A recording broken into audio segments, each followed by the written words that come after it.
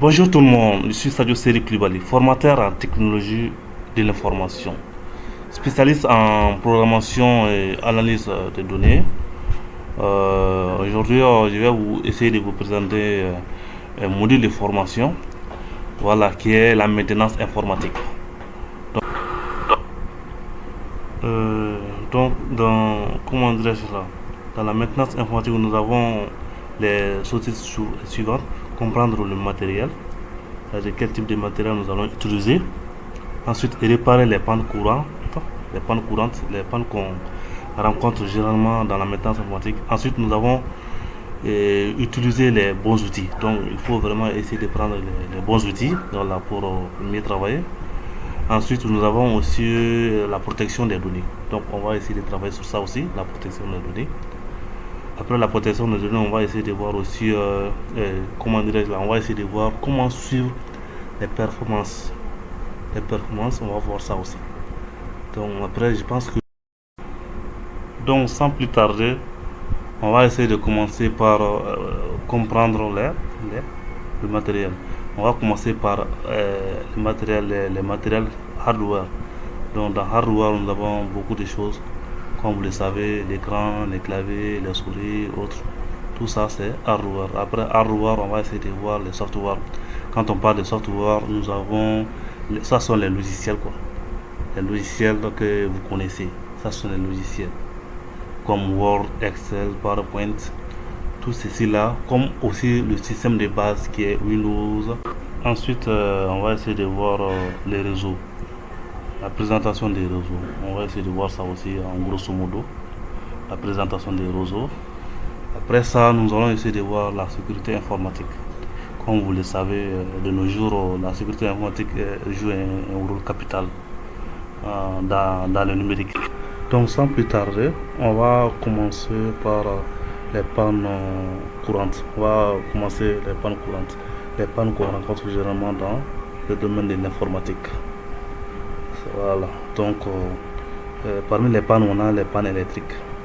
Donc il faut toujours vérifier les fluidités, les prises électriques. Il faut toujours vérifier les prises voilà, avant de brancher.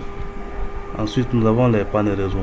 Il faut redémarrer le routeur en cas de problème, vérifier les câbles et tester toujours la connexion. Donc, ça, c'est recommandé. Si tu as un problème de réseau, il faut essayer de faire ça. Après, nous avons les pannes mécaniques. Donc, dans les pannes mécaniques, il faut toujours vérifier si les vis sont bien serrées, inspecter les composants qui sont cassés.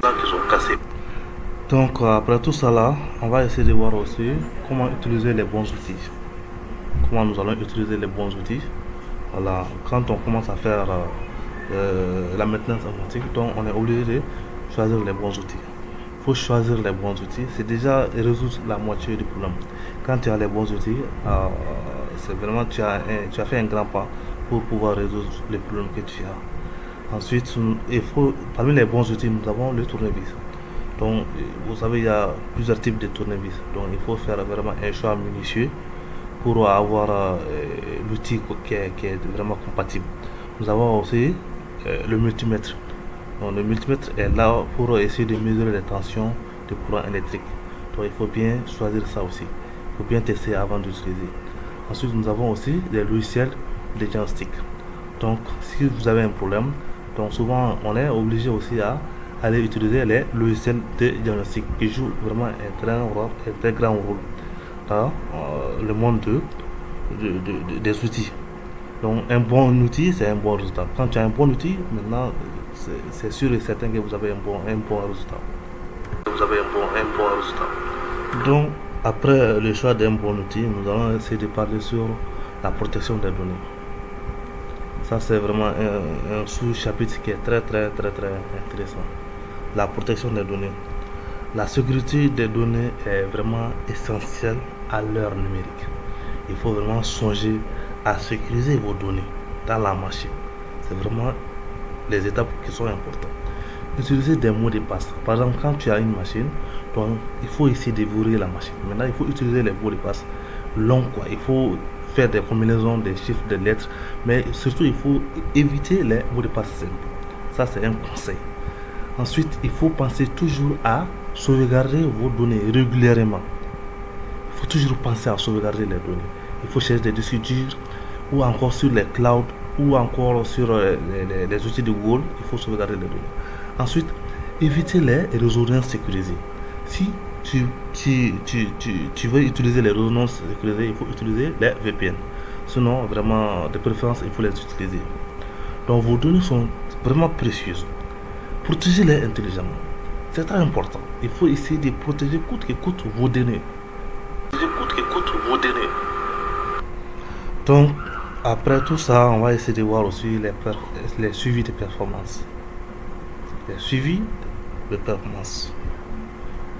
Donc, mesurer les performances, c'est vraiment piloter efficacement un ordinateur. Il faut essayer de voir vraiment les fichiers qui sont stockés, voir vraiment si la machine n'est pas, la capacité n'est pas débordée. Ensuite, il faut utiliser les indicateurs clés. Ok? Définissez des indicateurs mesurables, quoi. La productivité, les délais et la qualité aussi. C'est très important. Ensuite, il faut essayer de voir aussi les tableaux de bord pour centraliser les données. Il ne faut pas éparpiller les données partout, quoi. Donc, ça permettra d'être très clair et précis. Ensuite, il faut encore analyser les tendances, suivre l'évolution dans le temps et ajouter vos stratégies de gestion des données. C'est vraiment très capital. Suivre les performances permettra vraiment d'améliorer en continuité, quoi. Tu vas t'améliorer très très facilement.